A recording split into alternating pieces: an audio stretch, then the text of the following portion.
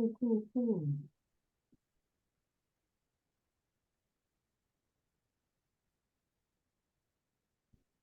Yay. Good morning, all, and everyone who's joining us. Thanks for being here. We're going to give folks a couple more moments to log in and get set up, and then we will turn it over to our fabulous presenter.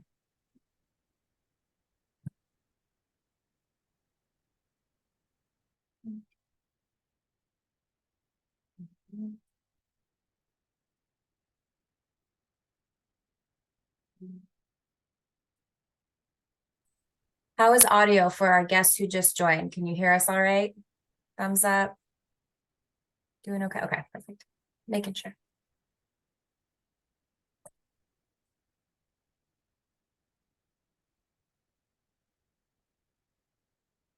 Megan, can you see my mouse moving? Yes. Okay. That means I need to be conscious of that. You're good.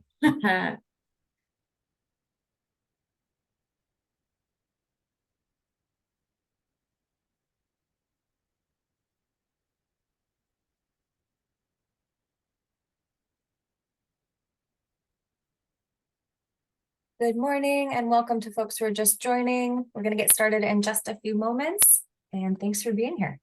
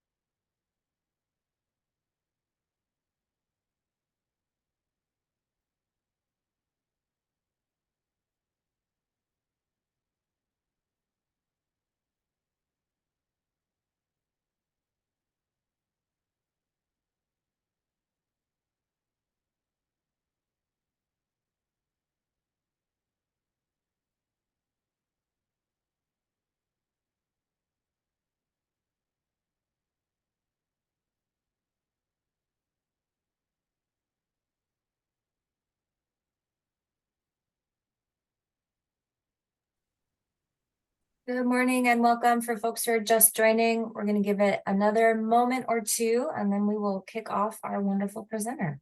Thanks for being here.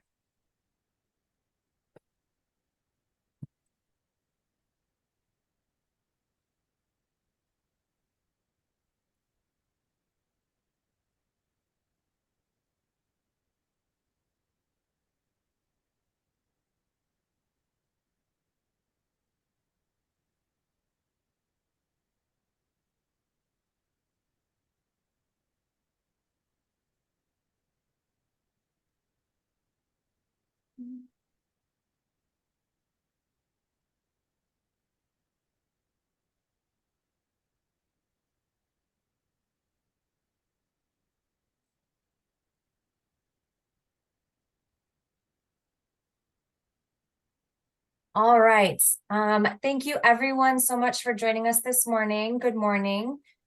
This session is being recorded, just to let everybody know, and welcome to the NASPA Region 6 Careers and Student Affairs Month. Yay!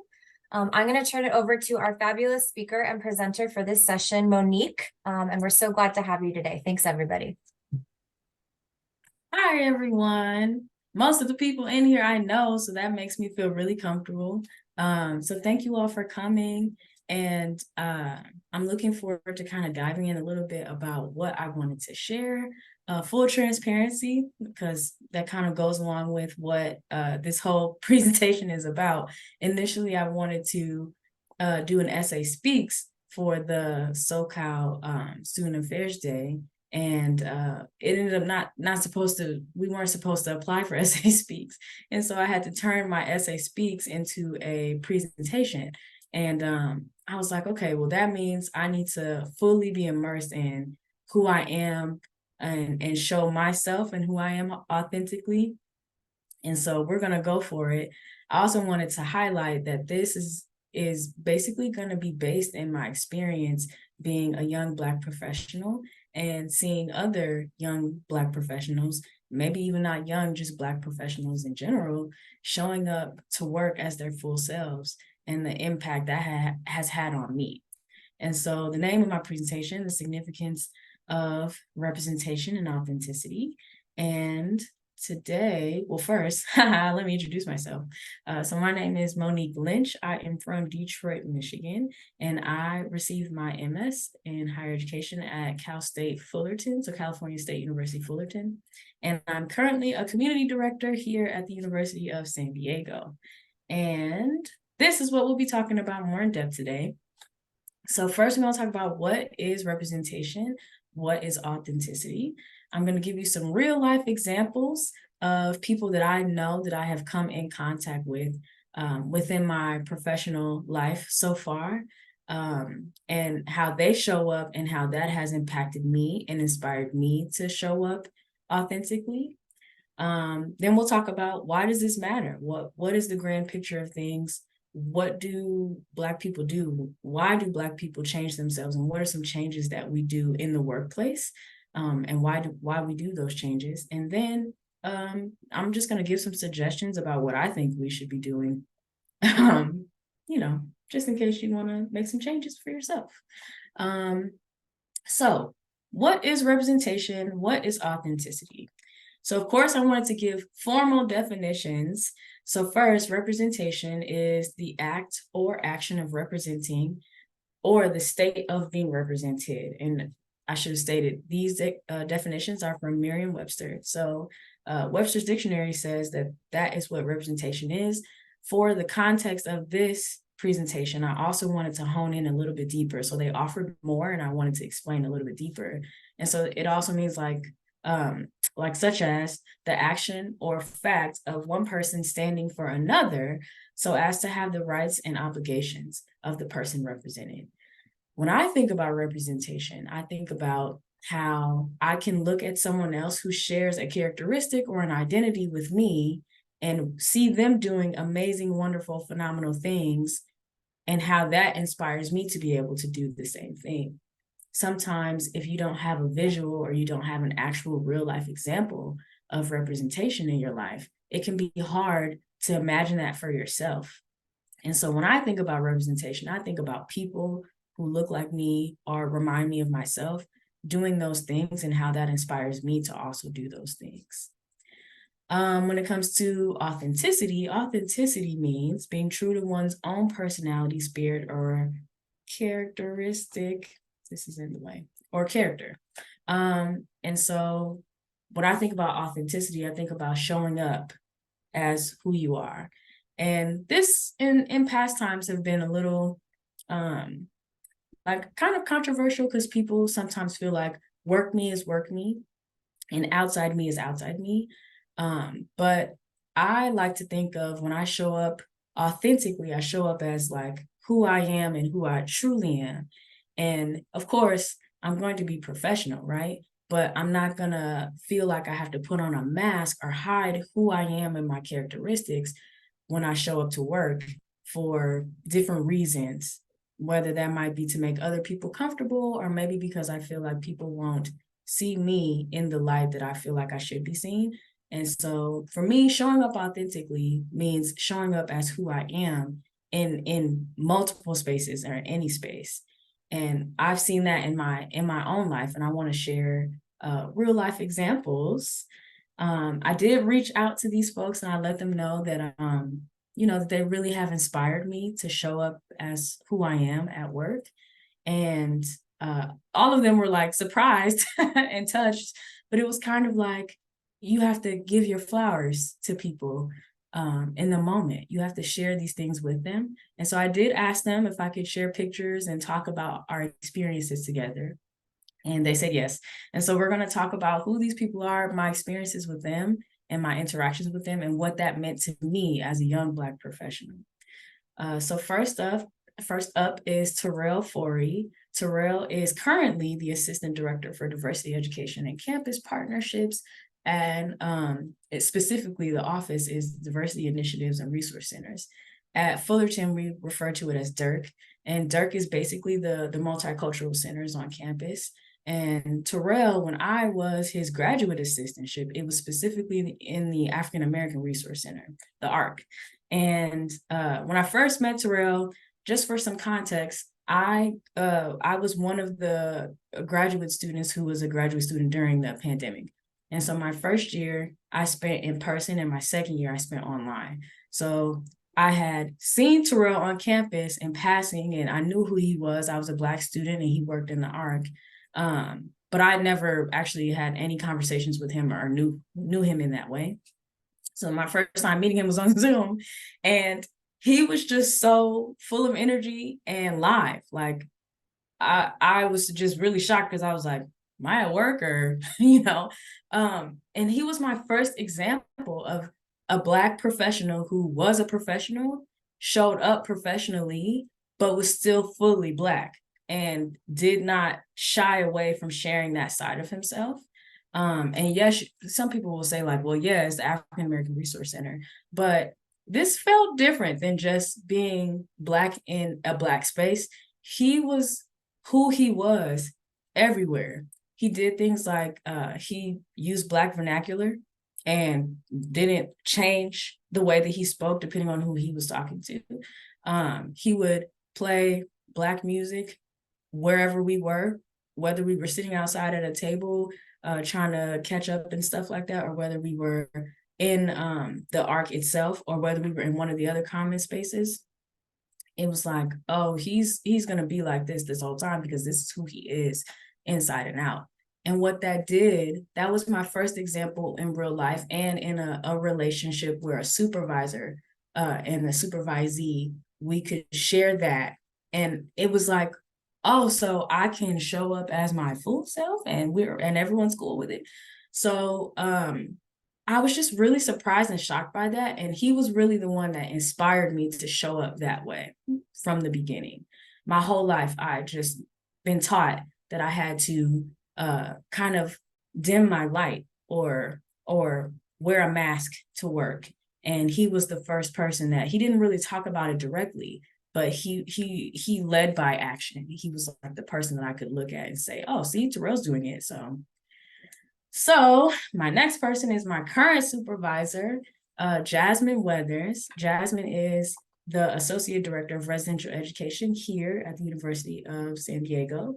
And I wanted to share pictures because I had them about who Jasmine is and how she really shows up and how that impacts me being her supervisee.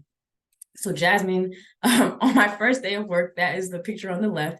I was taking a picture because, like I said, I graduated in a pandemic. I really wanted to be a community director. But I mean, if you worked in Res Life at the time, you knew that we were like getting rid of people. We were sending students home. No one was hiring in Res Life. So I graduated in the pandemic thinking like, I'm just going to have to take whatever I can get.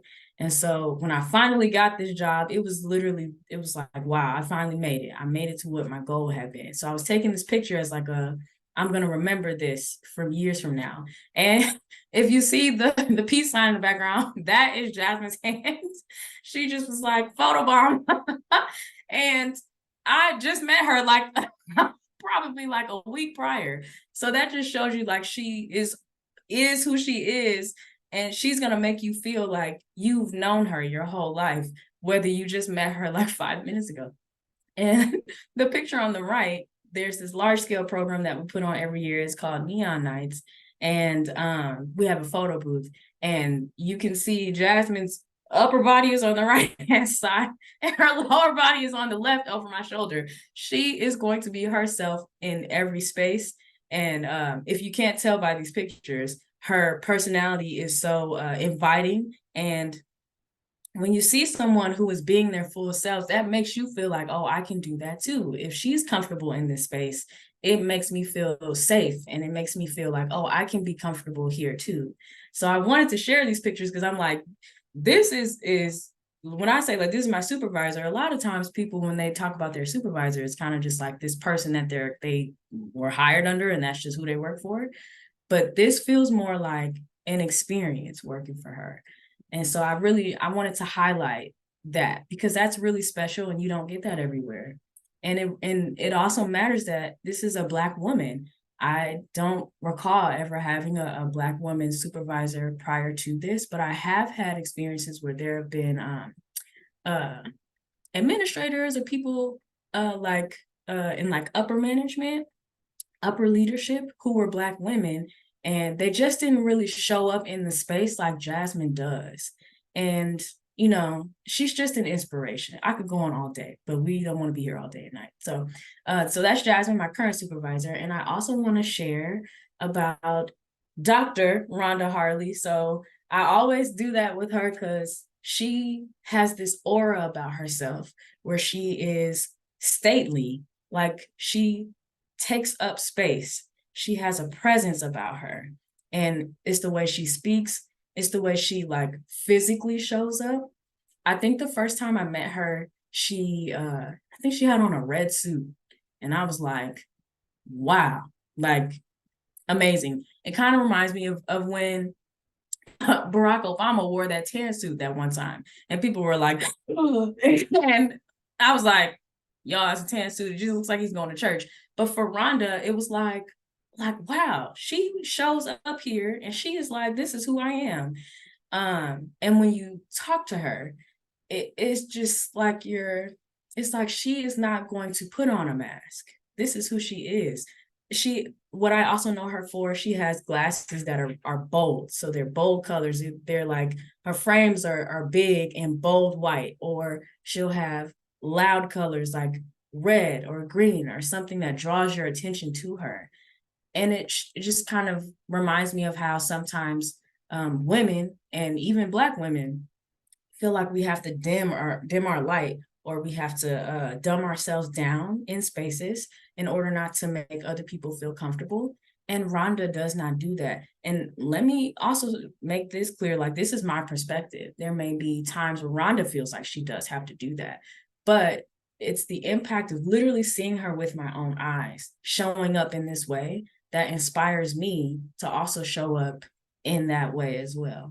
So that is Dr. Rhonda Harley. And I forgot to state that she is currently the Assistant Dean of Student Engagement and Inclusive Excellence here at the University of San Diego. So those are my real life examples. I feel so like right now, just like, I feel so inspired even right now, just talking about them and the impact that they've made on my life. But I also kind of want to dive into, why does all of this matter on a grand scale? When we look at things in general, what is the big picture about this? Why do Black people make the changes that we do to kind of fit into some of these spaces? And what are some of those changes? And so I have some action examples. So things that Black people do in order to try to fit in some of these boxes, whether it's at work or even just in real life. So one of the things, code switching. I have a really good example on the next page, so I'm not going to dive in because I want to save that for there. But code switching, consciousness of who is in the room and who is around.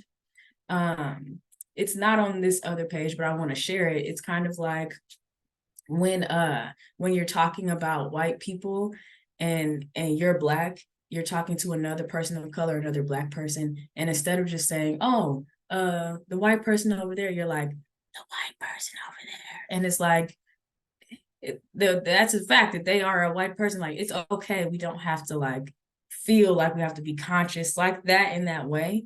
And if you're talking stuff about them, you should be conscious, because you shouldn't be talking stuff about anybody. But that's what I feel like when I see consciousness in that way of like, oh, I feel like I can't really speak to what I'm saying or about what I'm saying because I don't want other people to take it offensively when that's not what it was meant for. Having a phone voice. I was sharing with my folks who was helping me out in the beginning about how the first time I heard my mom's phone voice and how it really like switched like that. She was talking to me and then she had a phone call come in and then immediately she sounded like some other person, not herself. And I was like, what is that about? Rewriting or rewording. So you'll write something out and you'll say, I might not want to say it like that. And you'll delete. So people do that in general, right? Like, I know all of us have probably written an email and thought to themselves, like, I probably shouldn't say that, and deleted the whole thing. I think that there's times where Black people do that, but in the frame of, I don't want them to misunderstand this or misread this because of their perceptions about who I am and how I'm trying to say this. And so rewriting or rewording just to avoid any issues. Being tone conscious. And so I try my best to do that. I think where I come from, we speak to each other very directly. And sometimes that can be seen as like aggressive, depending on who you're talking to. But I think because the word aggressive has been thrown at Black people as like a weapon, I'm very conscious of like, okay, I have to change my inflection. And so sometimes I'll speak like up here, and, you know, I speak with my hands normally, but it also brings energy to the room. But when I'm tired and I'm sad, or I've just had a really long day, I sound like this, like, hey, y'all, how's everybody doing? And you just want to be conscious of like how you're speaking or what you're saying, because you don't want someone to take it the wrong way. And then your general demeanor. I know in spaces where I'm with Black people, I'm not as conscious of my general demeanor, how I'm showing up. But when I am in other spaces with people who are not, it was like a mixed crowd, or it's just the Black people, there's the least amount of Black people in the room, and there's more other people. I'm just more conscious of whether I am smiling and whether I'm making eye contact, or how I'm standing. Do I look like, am I standing up straight or am I slumping? And even that comes from years of people like our grandparents, or people of other authority like teachers, or professors, or anyone else, maybe even past supervisors when I was younger and I had a job at the grocery store, addressing me and saying like, hey, you probably shouldn't do that or wear that, or, you know, dress that way, because you don't want someone to not take you seriously because of it, or you don't want to show up in that way because you don't want someone to take you seriously because of it. So those are action examples. And then I have like some real life examples where people probably can recall these things themselves if they've seen them. So the first one, I still laugh at this today. Barack Obama daps up Kevin Durant. I want to say this situation happened, I think Team USA was playing in the Olympics. I feel like that's what it was.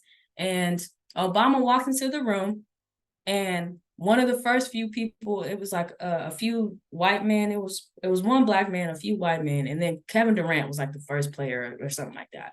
And Barack Obama goes up, he shakes the white man's hand. You can see that he's like, "How you doing, sir?" And then he goes over to Kevin Durant and literally is like, "My brother," like.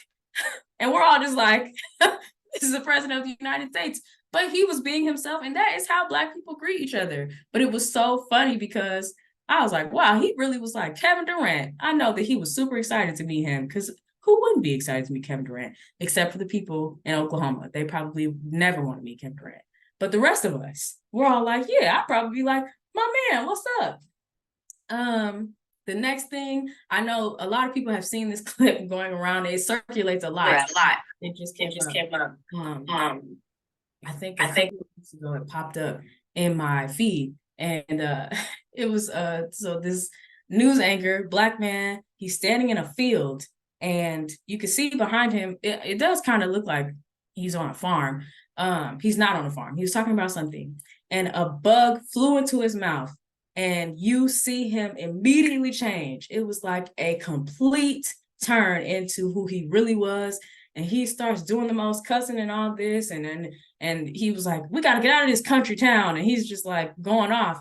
And I'm looking at this like, I'm like, he really switched from his news anchor presence. You all know how news anchors, they seem to like talk a certain way. They all have this way that they talk. He was doing that and then immediately switched when the bug flew in his mouth. So those are some examples of like code switching, when you are doing one thing and then immediately turn into how you really feel or how you actually act when you're around or you're in a space that you feel more comfortable. Something that's not so funny, speaking to police officers, I know me, when I in real life, if I come across a police officer or I feel close in proximity to a police officer, I can feel my body physically change. I can also hear it in my voice that my tone changes. as if I am trying to present as something that would not make them fearful, because what I truly believe is that they are fearful of us. They are scared about what we might do. And I recognize that's for a lot of reasons. I'm not going to dive into that today, but for me, in my own personal experience, I can feel my body change. I can feel my voice change. And it's kind of like a survival mechanism. Something else that I thought was funny that some people didn't think was funny. Jamie Foxx and his tweet about Jesus. This happened maybe it was probably last month, maybe a few weeks ago. So Jamie Foxx, he had tweeted, they crucified Jesus. What do you think they'll do to you? And growing up Black, I've heard that. I hear that all the time. And basically what it means is Jesus was Jesus. And if you hear the stories about Jesus, like even if you don't believe in Jesus, you don't believe in the Bible, you have heard the stories of how he is perfect. He is the thing that you aspire to be if you are a believer. And the way that we were taught when we were younger is that's Jesus, and they crucified him. So who do you think you are? Like, if you think that people are going to treat you a certain way or hold you on this pedestal, they crucified Jesus. So, people in your life are going to do things or do things to you, make you feel a certain way. And that's life. But when Jamie Foxx tweeted it, the thing was, the audience that he was sharing this with wasn't fully the audience who grew up knowing that and hearing that and learning about that and like recognizing that that's what he was trying to say. He tweeted it, which is everybody's on Twitter, except for me. But a lot of you all might be on Twitter. A lot of people are on Twitter. And it's not just a Black space where oftentimes we've heard that. And they lit him up. Jennifer Aniston, she hopped in there. I don't know what happened. I think she liked it and then she unliked it. And then the Jewish community, they read this and they thought to themselves like, oh, Jamie Foxx is talking about us because in the Bible, that's who crucified Jesus. And I know it was a bunch of Black people like, no, that's not what he was saying. That's not what he was saying. It was like, he's saying that we are just people. And so we need to recognize that and be humble. But that's a perfect example about how sometimes you might say something and there are people around who don't get that, who don't understand that because either they are not Black or they did not grow up in a Black neighborhood or they never were shared those sentiments. And sometimes it happens where you will say something and people just not going to get it because they weren't raised that way. Silence police, the tone police. There was a video that popped up a couple of days ago where this woman, I think it was on TikTok. I don't have TikTok. I saw it on Instagram, but it was on TikTok. And she was saying that she's quiet at work. She's a Black woman. And she was saying, I'm quiet at work, but I constantly get the feedback that I am too quiet. And for her, she was saying, I share, I do answer questions and I talk to people. And when I have something that's valuable to share, I share it. But what I believe they're saying is they are used to Black women being boisterous and opinionated. And they're basically not expecting me to show up the way that I've been showing up. And so now I'm being told that I need to be less quiet, which is wild. So oftentimes Black people get policed about who they show up as because it doesn't fit the expectation that people are expecting to see out of us. And then the last real life example is how I think I look versus how I actually look. So everybody knows I usually say the whole phrase, but I don't want to say that in here. What is it? RBF. There we go. I struggled with that because I usually say the phrase, but when your face is just like, so there's these videos where people are like, me at the grocery store, and they're like, and they're walking and they're happy, and then it's like what I actually look like, and they look like they're miserable. I think that's something that in life I've done a lot is try to recognize like, okay, I don't want someone to think that I am unapproachable, but that's just my resting face. Like my face just looks like that. If I'm not, expressing or talking, I shouldn't have to be like, conscious of looking happy or looking like I'm interesting. Sometimes I just want to go for a walk and listen to music. But me, especially here at work, I'm passing students all the time. When I go out into the community, when I'm going into the buildings, I'm checking things, I'm passing by students. And I would much prefer that they find me approachable than not, because my job is to support them. So I am going to try to fit into this box to make sure that they see me as uh approachable, so that I can do my job, just as basic as that, so that I can support these students. But that's a lot to take on. That's a lot. So those are some real life examples. Feel free to drop in the chat some examples that you all have had. And I can read some of them at the end. And even if you'd like to share, we can do that at the end when I take some questions. But at this point, we're going to talk about why. Why do Black people make these changes? And I mentioned a couple of reasons why, but these are the ones that I have been thinking about since I decided to do this. What are some reasons why Black people make these modifications to ourselves? And the first one, to be taken seriously, or even to be taken professional. I think sometimes these coincide with each other. Sometimes you feel like I have to mask myself so that I can be seen as someone who's worth a promotion, or I can't say this or do this because professionalism, society will tell you that it's based in whiteness, and so if I'm doing something that is not under the guise of whiteness, then I'm not professional. So I have to do some of these things so that I can fit the mold that they're saying I need to fit in order to look like I can reach the pinnacles that I want to reach. Another reason, fear of being misunderstood or judged in like a general sense. So not necessarily just for Black people, but in a general sense. I don't want to speak for everyone, but I'm pretty sure I can say that everybody has been in a situation before where they've been the only one, whether the only woman in the room, the only man in the room, the youngest person in the room by far, or the oldest person in the room by far, or maybe here at USD, it is a PWI. A lot of our Black students experience being the only Black person in the room. And sometimes when you're the only, you're just trying to do whatever you can there to do. You're either just trying to get your degree, or you're just trying to go to class, or you're just trying to be at work and do your job. And you don't want to fall out of the I'll say like be the outlier. You don't want to be the odd one out. And so instead of being that, you revert to, well, I'm just gonna mind my business. I'm just gonna go to class. I'm not gonna do anything that will deter from whatever is happening here.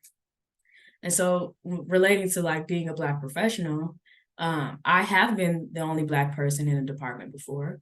But luckily for me, because I had those three people at the beginning that I spoke about, Terrell, Jasmine, and Rhonda, I have seen people be the only and still show up as themselves and feel comfortable doing it. So I've been blessed to be able to be in a department where I was the only Black person, like a professional and the only Black person in the department, and still be able to show up as myself. But that's not everybody's experience. And oftentimes it doesn't really happen that way for people at all. And so I recognize that I'm blessed that I've been able to do that. But that is one reason that some people show up that way. Another big reason is that it makes other people uncomfortable. I think about how we always have the meeting after the meeting. And so you'll like, this happened the other night. We were all on one meeting, and then after that meeting ended, we're all texting each other like, you want to hop on a Zoom really quick? Let's get on the Zoom. And then we all will have that conversation about what just happened. I think Black people do that a lot about, oh, this thing that happened in the meeting, you see what she said? Can you believe that? Or I can't believe they said that. And you're talking about it, but you would much rather do that together than out in an open space, because you don't want other people to feel uncomfortable, or even just being conscious that there are other people in the room and maybe whatever you're doing might make them feel uncomfortable. That is one that happens a lot. It's happened to me before, and my friends and family and all of us, we talk about these experiences of like, well, I had to tone down, or I had to mask, or I had to like lower my volume or things like that, so that I wouldn't make other people feel uncomfortable, so that we can just do what we came here to do, so that we can just do our job or we can just go to class. And the last one is survival. When I think about my grandparents, I think about my parents, even my aunts, my uncles, my parents. I did say my parents. I did say my parents. People who came before me, where literally to survive, they just had to dumb it down or like dim their light or not stand out, so that they could literally just go on about their business.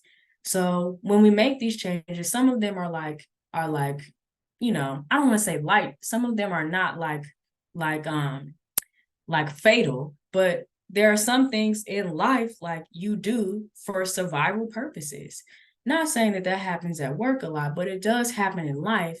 And one thing that you're doing when you're going to work as a Black person is you're still conscious of all these things, whether it's happening in the workplace or not. You're still conscious of, I have to wake up every day and I have to have this shield on, which is really heavy, but I have to do it so that I can make it to work and I can come back.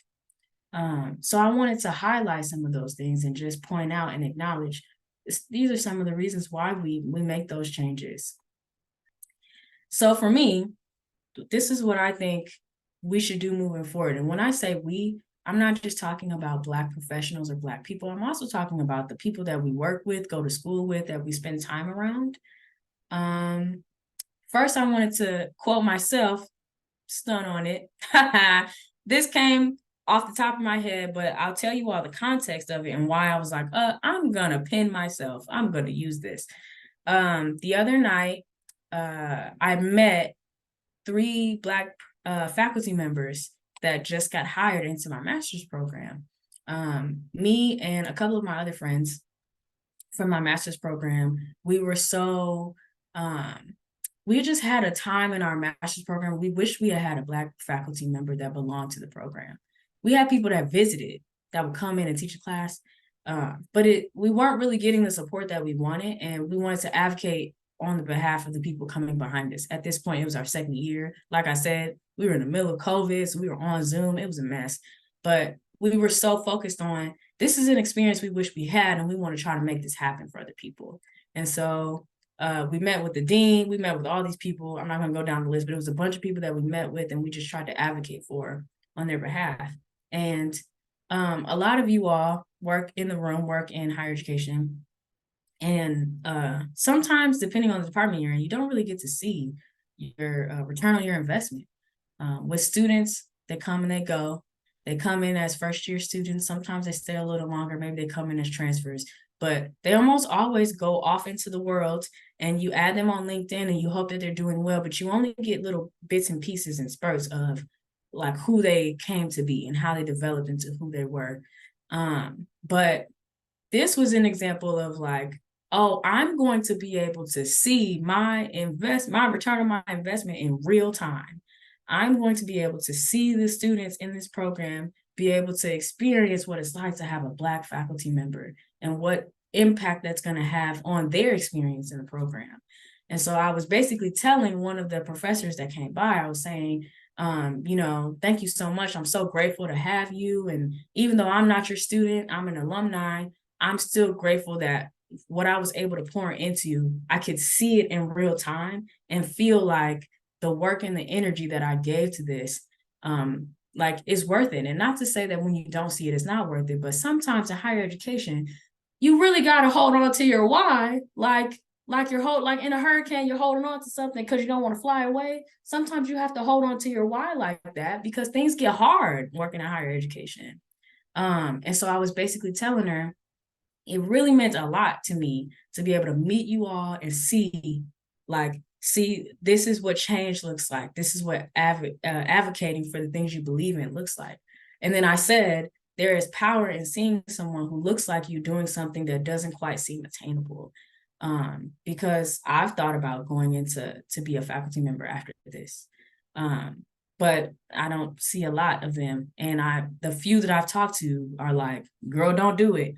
And I'm kind of just like, okay, you know, but then I see someone who is enjoying doing this and I'm like, and I was able to be a part of that experience. Like maybe I could go on and do that. which to me speaks to literally what this whole presentation is about, is representation, and how they showed up in that room and they were themselves. And they just wanted to hear from us as previous students and be able to pour into us.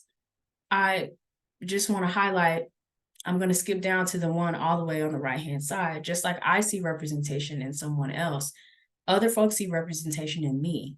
And so I'm looking at them and I'm like, wow, I'm so happy that you were able to get this job and be able to change the lives of these students. But then they're also looking at me like, girl, thank you for the work that you did to do this. And people are watching you too. People are watching you advocate on the behalf of other people that you care about and that you're passionate for.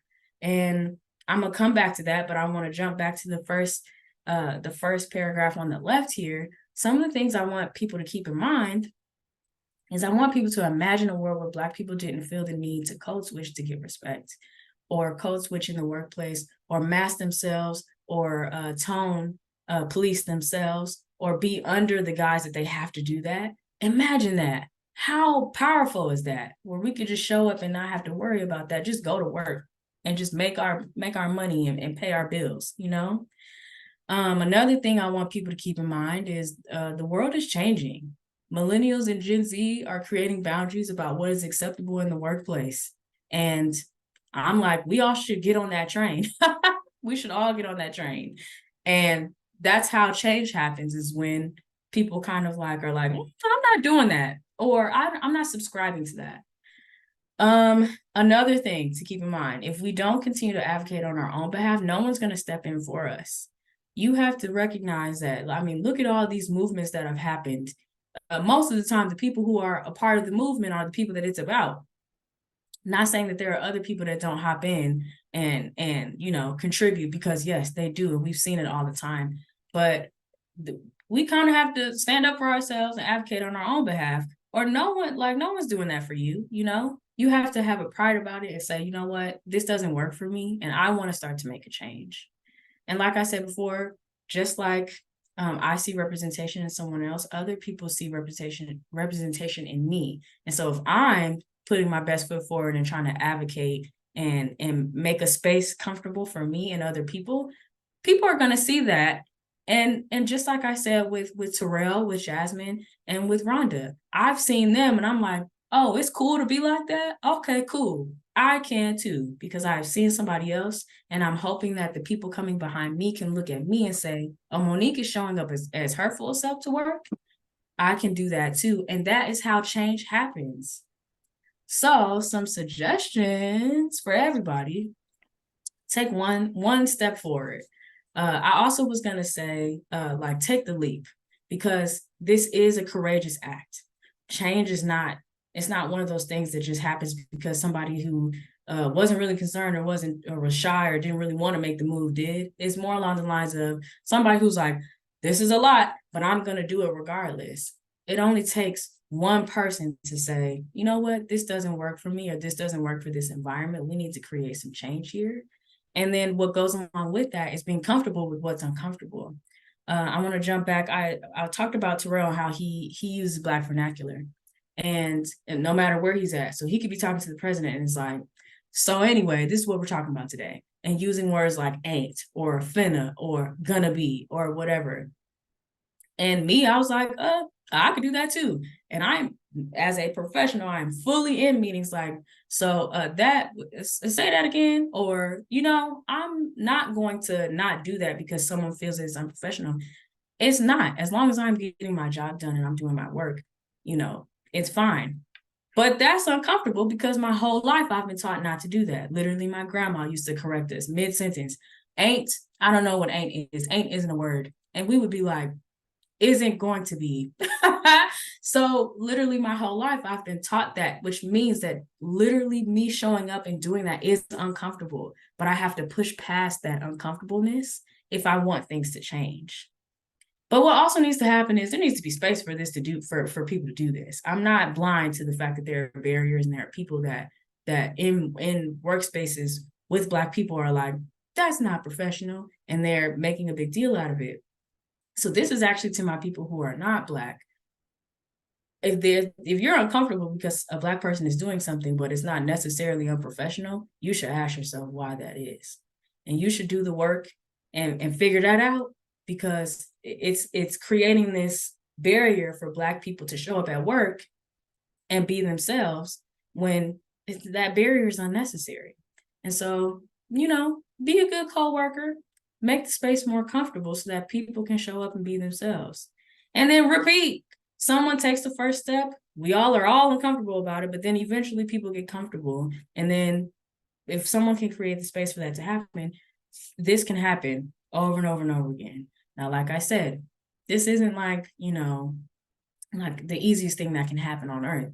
It's going to take some work and it's going to take some things, but literally in my own life, being able to see people who have done that in real time, and then me to be able to say, oh, I can do that too.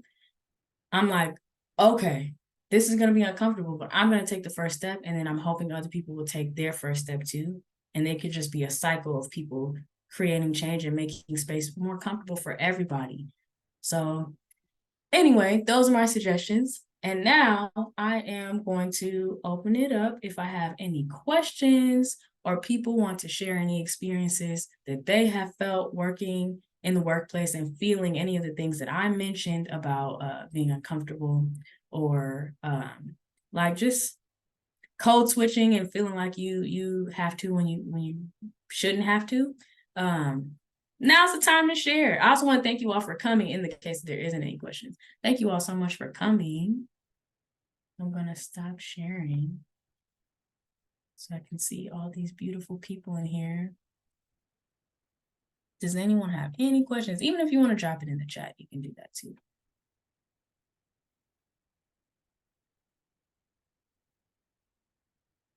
Oh, thanks. I appreciate that. Thanks, Sophia. And Jasmine, my supervisor, she's in the room. We got to let these people know. Thank you, everyone. Oh, thanks. Thanks for coming, everybody.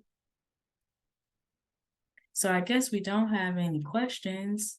So I guess I'm good with wrapping up if everybody else is good. Oh, thank you so much.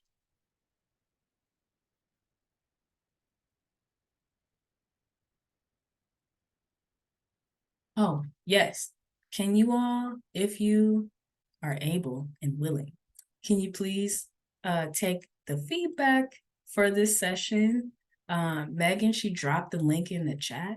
And if you're interested, there are more sessions going on, not just mine. There's a whole bunch of them. I'm going to go to some of them. And that's the second link. And so please check out the other sessions too. I think they're going to be really good. Thank you all for coming. Oh, Daniel has a hand. Hi. Sorry, I was like trying to word my question in my head, and then I was like, I need to do it before she ends. One, thank you, Monique. This has truly been such a good conversation. I think, no offense to our other presenters, but this has been one of my favorites so far. And I think half of it was kind of what you were talking about, coming into this space, being your authentic self. It made me feel a lot more comfortable, and laughing and smiling this morning definitely is good for a Friday. I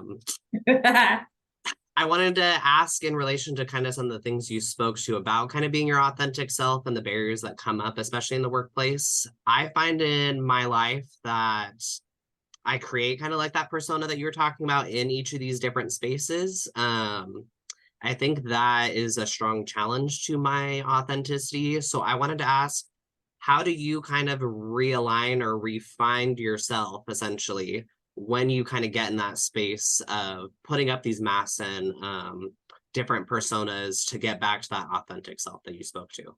I love that question. Thank you, Daniel. Thank you so much. Because I also recognize that my personality, I am a courageous person in general. But what that does, it makes me realize that like what I'm saying is a privilege, because I am that person that it's a little bit easier for me to do. Not saying that you're not courageous, but I'm just saying like what you're asking me, I think about that all the time about, okay, that's my perspective though. What about for other people that this might not be their jam, you know? Some of the things that I do, first, when I get into these spaces where I'm like, oh, this is a lot. I remind myself, like, I am tired of having to show up like this. Like, it is exhausting. And it might just be my job in Res Life. Res Life is a lot.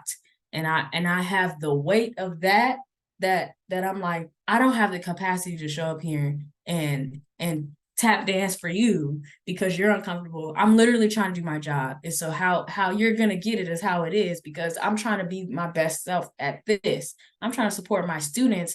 I don't have the time or the capacity to hide myself or mask myself to make you feel comfortable. That is also one of those things, is like another thing of being like, that's a me thing though, right? But something that I think a lot of people can do is tap into whatever are those things that remind you who you are. It's kind of like, I don't know if you all have seen those you have seen those gifs or videos or memes where it's like, remember who you are. So like, for example, the one where TD Jakes is like, stand up, stand up, stand up. And he's like basically saying, like, get it together. Remember who you are. Remember, you're dealing with something that you should not be dealing with, that is beneath you. You need to stand up, you know? Or there's another one that I wanted to quote and I can't remember, but there are things in life that remind us who we are. Like, you kind of wake up and you're like, I don't have to deal with this, or I'm better than this, or I'm worth more than this, or my value is higher than this. I tap into those things where I'm like, I shouldn't have to come in here. I'm really funny. I am hilarious, and I should be able to show up at work and be hilarious, and nobody think I'm less than or that I'm not worth being promoted for because I like to joke or make jokes at work, you know? I tap into those things that remind me who I am, and it just fills me with like inspiration. Like, oh, I should share this with people. My best friend, she's in the room right now. We've had this conversation about like, when people don't get to see that side of you, they're missing out. And that's the honest truth. And not saying that everybody deserves access to you, because they don't. But there are some people, especially where you're like, I shouldn't have to shade myself, but also it is a shame that people don't get to experience me in this way, because I feel like I have to like box myself in, you know? So for me, one of the biggest things I do is I tap into those things, whether that means talking to my best friends or talking to my family, or I have an inspiration podcast that when I'm feeling like I can't stand this, I'll turn on my inspiration not podcast. I said podcast. I meant to say playlist. My inspiration playlist. Oh my God, people are gonna listen back to this and be like, podcast? What are you talking about? Inspiration playlist, and on that playlist is stuff like I don't know if you all know this song is like Ballin'. Or there's other inspirational songs like that song from Lady Gaga where she's singing about Nebraska. It just makes me feel great inside. And so I'll listen to those songs and I'll think to myself, I'm actually really great. And if you feel uncomfortable because I'm showing up this way, that's a you problem. Like Tabitha Brown says, that's their business, you know? So long-winded answer, but hopefully that helps helps someone. Thank you. That was so good. Thank you, Daniel. Any other questions? I also recognize I have about 8 minutes left. Monique, for those of us that will be at NASPA Western Regional Conference, you will be doing a student affairs speak session, which I'm excited to go to. Can you let folks know if that's been scheduled, what day and time that is, in case they want to attend? Yes. Oh gosh.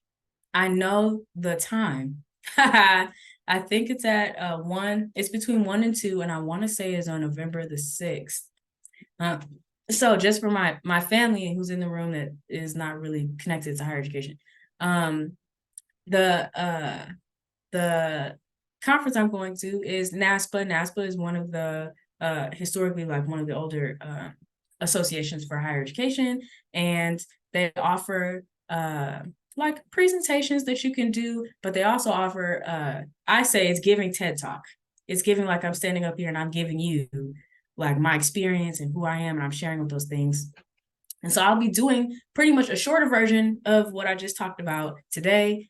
And I want to say it's on November the 6th at 1 p.m. So I hope if you are also going to NASPA Western Regional Conference in Las Vegas, please take some time to check it out. And thank you, Becky, for looking for it. Thank you so much. What an alley-oop. That's amazing. I was just going to say, just come and look it up if you can. But yes, I'll be doing that too. So thank you, Diane, for mentioning that. That's another thing that I need to get better at is talking about myself and the things that I'm doing in that way. Because I like talking about my experiences, but you know, I need to share more stuff like that. Cool. Well, thank you to all of my family and friends that are in here and the people that I don't know too. Thank you all for coming. I really appreciate it. And this is going to be recorded. And so if you hopped in like midway or because I know a couple of you all had other things to do and it's also Friday, it's a work day, so you probably were at work. If you missed some of it, it's going to be recorded so I can send you all the recording once it's done. So thank you all so much for coming. We give a big round of applause digitally, virtually, and all other ways for Monique. Thank you to our fabulous presenter. We will post the recording. One more shout out for all of our other sessions. Check out NASPA Western Regional and check out the feedback form so you can give Monique more kudos. I'll close us all out, but thank you again. So glad to have everybody here. And thank you again, Monique. That was wonderful. Thank you, everyone.